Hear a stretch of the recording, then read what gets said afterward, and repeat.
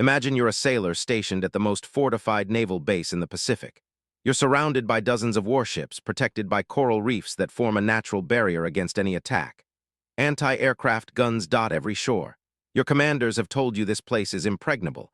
Tonight, you're on the deck of your ship, watching a film with your crewmates under the stars. You're writing letters to your family back home. The war feels distant, almost unreal. But what you don't know is that just beyond the horizon, the largest naval task force ever assembled in the Pacific is silently closing in. And in less than 12 hours, your entire world will be erased. This is the story of Truk Lagoon, the fortress the Japanese Navy called their Gibraltar, the place they believed could never fall. And this is the story of how, in just 48 hours, the United States Navy transformed that fortress into the largest underwater graveyard on Earth. Let me take you back to February 1944 and show you how one of the most devastating military operations in history unfolded. To understand what happened at Truk, you first need to understand what made this place so special. Picture a massive lagoon in the Caroline Islands, roughly 40 miles across, encircled by a protective ring of coral reefs with only a handful of narrow channels allowing access. Inside this natural fortress sat the heart of Japan's Pacific naval operations. Supply ships, destroyers, cruisers, repair facilities, fuel depots, and airfields. Everything the Imperial Japanese Navy needed to project power across thousands of miles of ocean. The Japanese High Command considered Truk untouchable. And why wouldn't they? It was over 1,000 miles from the nearest major American base. Any attacking force would have to cross vast stretches of open ocean, where Japanese submarines and patrol aircraft would surely spot them. Even if an enemy fleet somehow reached Truk undetected, those coral reefs meant any attack would have to come from the air, and Truk bristled with anti-aircraft defenses and fighter squadrons. For the sailors stationed there, Truk wasn't just safe. It was comfortable. Between combat rotations, crews could relax. They held movie nights on deck. They played cards. They drank sake and talked about what they'd do when the war ended. Some had even brought personal belongings, trinkets from home, photographs of wives and children. One such sailor was a young petty officer named Yoshikazu Kato. In his last letter home, written on February 15th, he told his mother not to worry. He described Truk as paradise, a place where coconuts grew on the beaches and the sunsets painted the ocean gold. He promised he'd be home by the end of the year. He had no idea he had less than 2 days to live. But while the Japanese felt secure, something extraordinary was happening on the other side of the Pacific. Something that would change naval warfare forever. After Pearl Harbor, America didn't just rebuild its navy, it revolutionized it. The industrial might of the United States, when fully mobilized for war, became an unstoppable force. Shipyards that once built cargo vessels now churned out aircraft carriers at an impossible pace. The new Essex-class carriers were technological marvels, faster and larger than anything Japan could produce, each one capable of launching over 100 aircraft. But the real innovation wasn't the ships themselves. It was how the Americans used them. Traditional naval doctrine said carriers were vulnerable, that they needed to stay far from enemy bases, launch a single strike, and retreat.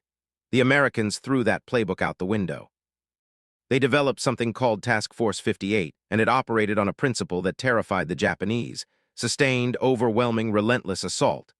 Task Force 58 was essentially a floating industrial complex dedicated to one purpose: the continuous delivery of high-explosive ordnance onto enemy targets. Launch aircraft, strike, recover aircraft, refuel and rearm in minutes, not hours, launch again. The cycle never stopped. Day or night in any weather, the planes kept coming. And in February 1944, this machine set its sights on Truk. The task force that assembled for Operation Hailstone was staggering in scope.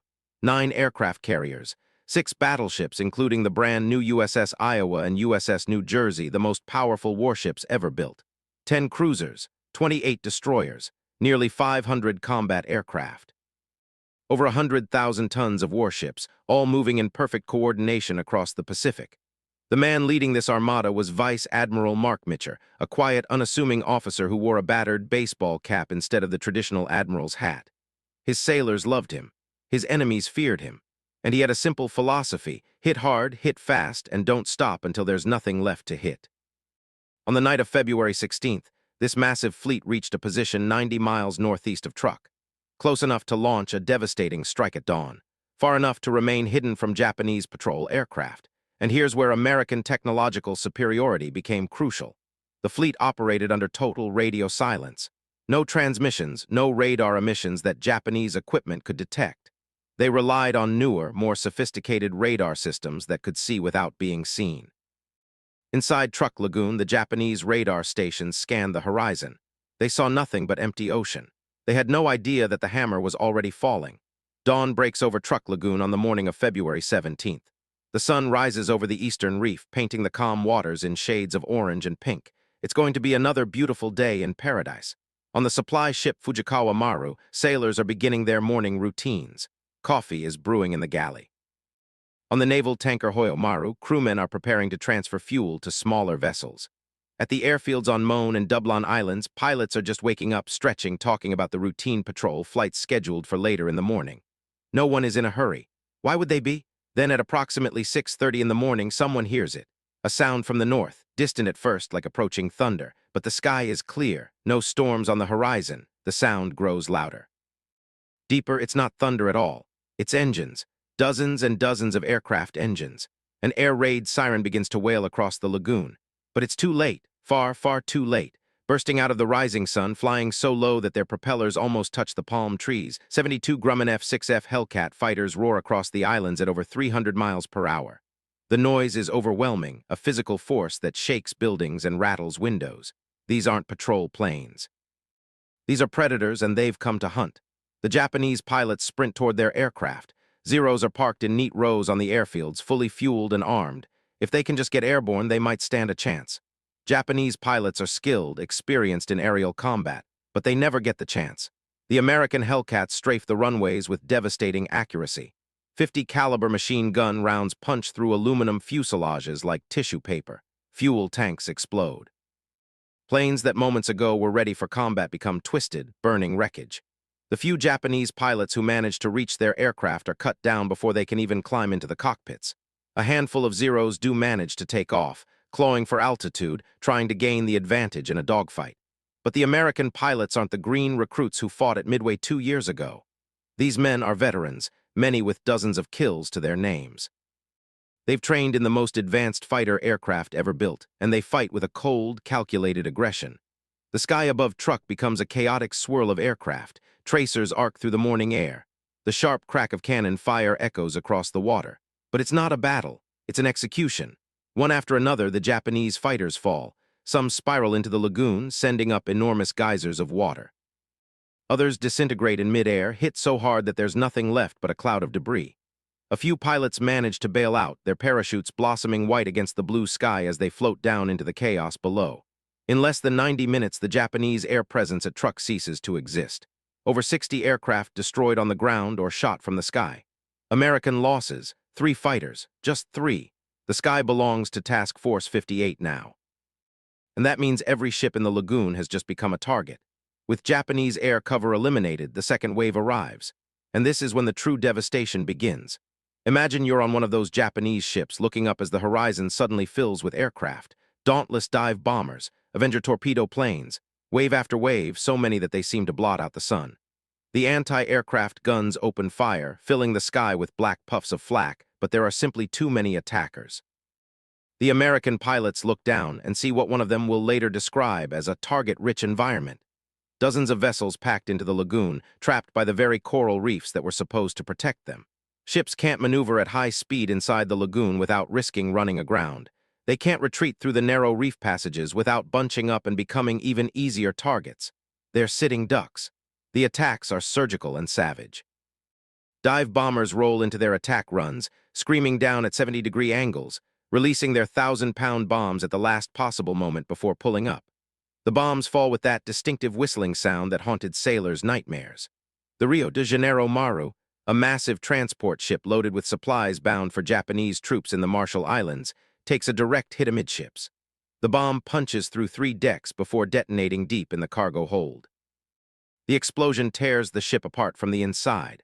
Water rushes into the gaping wound, and the vessel rolls onto its side like a dying whale, capsizing in less than 3 minutes. Men leap from the tilting decks into the oil-slicked water below. The armed merchant cruiser Eikoku Maru is next. This ship is different, more dangerous. Its holds are packed with munitions, thousands of rounds of ammunition, bombs, and torpedoes destined for other Japanese bases. The American pilots know this. They've studied reconnaissance photos. They know exactly where to aim. A single bomb finds its target. It penetrates the deck and detonates directly inside the ammunition magazine. What happens next is beyond description. The entire ship simply vanishes in a titanic explosion that some witnesses later compare to a nuclear blast. The shockwave flattens nearby structures on shore. The mushroom cloud rises thousands upon thousands of feet into the tropical sky, a pillar of fire and smoke visible for 50 miles. The explosion is so massive that it engulfs an American Avenger torpedo bomber that was pulling up from its attack run. The plane and its three-man crew simply disappears into the fireball.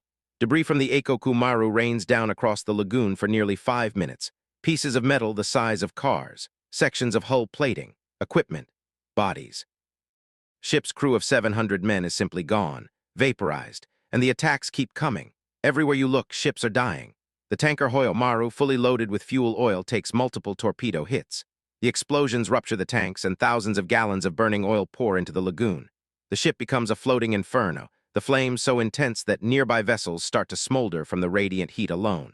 Sailors dive overboard, only to find themselves swimming through burning oil. The screams are horrific. Remember Yashikazu Kato, the young petty officer who wrote to his mother about paradise? He's on the Fujikawa Maru when the bombs start falling. His station is in the engine room deep below the waterline. When the first bomb hits, he and his crewmates are sealed in by damaged hatches. They have perhaps 60 seconds as the water rushes in. No escape. No last words, just darkness and cold water. One American pilot, Lieutenant Commander James Flatley, pulls out of his dive bombing run and keys his radio.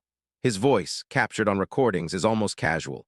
"Boys, the entire lagoon looks like it's boiling. There's so much smoke I can barely see the targets anymore."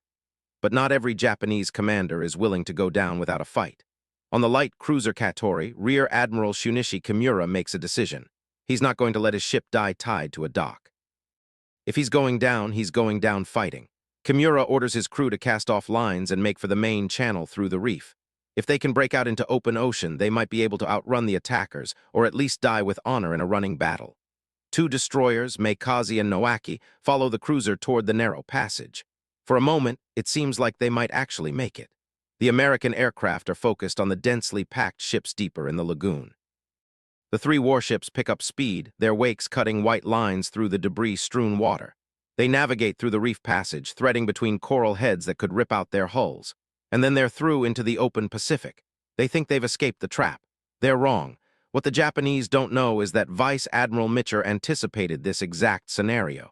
He positioned his battleships outside the reef, specifically to intercept any vessels that tried to run. Waiting for them, like wolves guarding the exit of a canyon, are the USS Iowa and USS New Jersey. These ships are the pinnacle of American naval engineering. Each one displaces 50,000 tons. Each one carries 9 16-inch guns that can hurl a shell weighing as much as a small car over 20 miles with pinpoint accuracy. And this will be the first time in history that these guns are fired at an enemy ship. The battleship's fire control radar locks onto the fleeing Japanese vessels. Range calculations are made by sophisticated mechanical computers. The massive gun turrets rotate with a mechanical precision, elevating to the perfect angle. Then comes the order: commence firing. The sound of a 16-inch gun firing is not something that can be adequately described. It's not a bang or a boom. It's a concussive force that you feel in your bones, that compresses your lungs and makes your vision blur. Flames erupt from the barrel, longer than a bus. The shell leaves the gun at over 2,500 feet per second, crossing the distance to the target in less than 30 seconds. Admiral Kimura on the bridge of the Katori sees the battleship's fire. He orders evasive maneuvers, but his cruiser can't turn fast enough. The first shell misses by 100 yards, sending up a waterspout that towers over the ship's mast. The second shell doesn't miss. It strikes the Katori just forward of the bridge. The armor-piercing round punches completely through the ship before exploding out the other side. The explosion tears out the cruiser's forward structure. The ship shudders, slows, begins to list. But Kimura won't surrender. He orders his remaining guns to return fire. The cruiser's 8-inch guns roar defiance, lobbing shells toward the American battleships. It's a brave gesture, but hopeless. The range is too great, and the battleship's armor is too thick. More 16-inch shells arrive. One hits the engine room. Another destroys the aft turret. The Katori is being systematically dismembered. Finally, mercifully, a shell finds the magazine. The resulting explosion breaks the ship's back. The cruiser begins to sink, stern first, sliding beneath the waves. Admiral Kimura goes down with his ship, standing on the bridge as the water rises around him. The two destroyers fare no better. They attempt to use their speed and agility, weaving at high speed, launching torpedoes that the battleships simply outmaneuver. But you can't outrun radar-guided gunfire. The destroyers are bracketed by salvos, hit repeatedly, and sent to the bottom within minutes of their admiral. There is no escape from Truk Lagoon. Not anymore. As the tropical sun sets on the evening of February 17th, the lagoon has been transformed into a vision of hell. Dozens of ships are sinking or already resting on the bottom.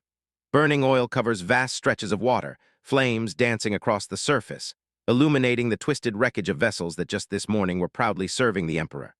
Hundreds of Japanese sailors are in the water, clinging to debris, swimming toward shore, crying out for help. Rescue boats dart between the fires, pulling survivors from the oil-slicked waves. On shore, makeshift hospitals overflow with burned and wounded men. Surely the survivors think the attack must be over. The Americans have done their damage. They'll withdraw now back to their carriers, back to wherever they came from. Night is falling.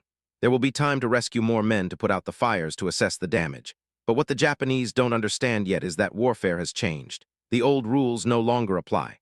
Task Force 58 doesn't sleep. As darkness falls, the American carriers launch a new wave of aircraft. But these aren't daylight bombers. These are specially equipped night fighters and torpedo planes, fitted with radar, capable of hunting in complete darkness. This technology is new, something the Japanese military doesn't possess. Through the pitch-black night, American pilots navigate by instrument, their radar sets picking up the silhouettes of ships still trying to hide in the darkness. Flares drop from the sky, turning night into day for brief, terrifying moments. In those bursts of light, torpedoes are dropped, bombs are released. The few Japanese ships that survived the day are hunted down in the darkness. The mine-layer Wakatake, trying to limp toward a repair anchorage, is torpedoed and sinks. The destroyer Fumizuki, attempting to sneak through a reef passage under cover of darkness, is caught by radar and bombed until it runs aground, a burning hulk. The psychological impact on the Japanese survivors is devastating. They thought they understood the rules of naval warfare. Attacks came during the day. Attackers withdrew at night. But this is different. This is relentless. The Americans aren't following the rules. Throughout the night, rescue efforts are disrupted by the roar of aircraft engines overhead, by the sudden flash of explosions, by the terrifying realization that nowhere is safe. And when dawn breaks on the morning of February 18th, the bombers return in force. This second day of attacks focuses on what's left. The airfields are bombed again, the runways cratered so deeply that no plane will ever take off from them. The repair facilities are systematically destroyed. Fuel depots are set ablaze, sending pillars of black smoke thousands of feet into the air. The shore installations, the anti-aircraft gun emplacements, the communications centers, all are targeted and obliterated. By midday on February 18th, there's almost nothing left to bomb. The final American aircraft depart Truk Lagoon in the early afternoon. As they fly back toward their carriers, the pilots look back at the devastation. One later wrote in his diary, "We left behind a sea of fire and a sky full of smoke. I felt no joy in what we had done, just a grim satisfaction that the job was complete." Let me give you the numbers, because numbers sometimes tell the story better than words can. In 48 hours, the United States Navy sank or damaged over 50 ships. Transport vessels, tankers, destroyers, cruisers, auxiliary craft. Gone. They destroyed 270 aircraft on the ground or in the air. They killed approximately 4,500 Japanese sailors, soldiers, and airmen. And American losses, not a single ship, fewer than 30 aircraft, perhaps 200 casualties total. It wasn't a battle, it was an execution. The Japanese High Command, when they received the reports from Truk, initially thought the numbers must be wrong. How could an entire base, a fortress they'd considered impregnable, be destroyed so quickly? But the reports kept coming, all saying the same thing. Truk Lagoon was finished as a naval base. The strategic implications were enormous. Japan had always relied on its vast Pacific empire being too large for America to project power across. The distances were too great, the logistics too complex. But Operation Hailstone proved that assumption wrong. The Americans could now strike anywhere in the Pacific with overwhelming force, and there was nothing Japan could do to stop them. In the weeks following the attack, Japan withdrew its remaining major fleet units from the Central Pacific entirely. They pulled back to bases in the Philippines and in Japanese home waters, shortening their defensive perimeter dramatically. The Pacific Ocean, which Japan had once dominated, now belonged to the Americans. But there's another legacy of Operation Hailstone. One that you can still see today. Right now, beneath the waters of what is now called Truk Lagoon, the ships are still there, sitting upright on the ocean floor, frozen in time, preserved by the warm tropical waters and the coral that has slowly grown over them. It's become one of the most famous wreck diving sites in the world. And when divers descend into those depths, what they find is both beautiful and haunting. The Fujikawa Maru sits in 70 feet of water. You can swim through the cargo holds and see the cargo she was carrying when she died. Trucks still strapped down, artillery pieces, stacks of ammunition, aircraft parts including complete Zero fighter fuselages destined for assembly elsewhere now rusting slowly in the salt water. In the galley, dishes are still stacked on shelves. In the crew quarters, you can find sank bottles, shoes, gas, masks hanging on hooks, personal effects, letters never sent. Photographs of families who waited in vain for men who would never come home. Remember Yoshikazu Kato? His body was never recovered. Like thousands of others, he's still there, somewhere in the darkness of those sunken ships. The letters he wrote to his mother, promising to return, were found years later in Japanese archives. She kept them until her death in the 1970s, never knowing exactly how or where her son died. On the Shinkoku Maru, a fleet oiler, divers have found the ship's operating room. The medical instruments are still laid out on the table, arranged for a surgery that was interrupted by a bomb. The doctor's logbook, its pages now dissolved by seawater, once contained the names of men he treated. Now there's nothing but rust and silence. It's a ghost fleet, an underwater museum, a silent testament to the men who died here and the moment when the tide of the Pacific War turned irreversibly. So what do we take away from Operation Hailstone? What does this story teach us? First, it demonstrated that the age of the fixed fortress was over. No matter how strong your defenses, no matter how many guns you mount, if the enemy controls the air, they control everything. The Japanese built Truk to be impregnable, and in 48 hours it was erased. Second, it showed the terrifying efficiency of American industrial power. The United States didn't just build more ships and planes than Japan. It built better ones with better technology, and it developed better tactics for using them. The radar, the night fighting capability, the coordinated carrier operations, all of these were innovations that Japan couldn't match. But perhaps most importantly, Operation Hailstone was the moment when everyone knew how the war would end. After Truk fell, after the Japanese Navy withdrew from the Central Pacific, the outcome was no longer in doubt. Japan could still fight, could still inflict casualties, but it could no longer win. The path to Tokyo was open. For the men who died at Truk Lagoon, both Japanese and American, the operation was just one more day of war. They did their duty as they understood it. The Japanese sailors believed they were defending their homeland. The American pilots believed they were avenging Pearl Harbor and ending the war sooner. Both were right. Both were tragic. Today, Truk Lagoon is peaceful again. The waters that once burned with fire now shimmer in the sunlight. Tourists come to dive the wrecks, to marvel at the coral-covered hulls and swim through the cargo holds. Local fishermen cast their nets in waters that once ran red with blood. The war has been over for 80 years now. But the ships are still there down in the darkness, a reminder of what happens when industrial powers collide. A reminder that no fortress is truly safe. And a reminder that every war, no matter how necessary it might seem, leaves behind ghosts. Operation Hailstone achieved its military objectives completely. It broke Japanese naval power in the Central Pacific. It demonstrated American superiority in a way that no one could deny. It hastened the end of the war, but at what cost? 4,500 men, most of them barely into their 20s, never went home. Ships that took years to build were destroyed in minutes. And a tropical paradise was turned into a graveyard. Was it worth it? That's not for me to answer. That's a question every generation has to answer for itself when it looks at the wreckage of war and asks whether there was another way. What I can tell you is this: the ships are still there. The ghosts are still there. And if you ever find yourself swimming through those sunken holds, seeing the shoes and the bottles and the photographs of families who waited in vain, you'll understand that war is not about strategy and tactics and grand operations. It's about the young man who wrote a letter promising he'd be home by the end of the year.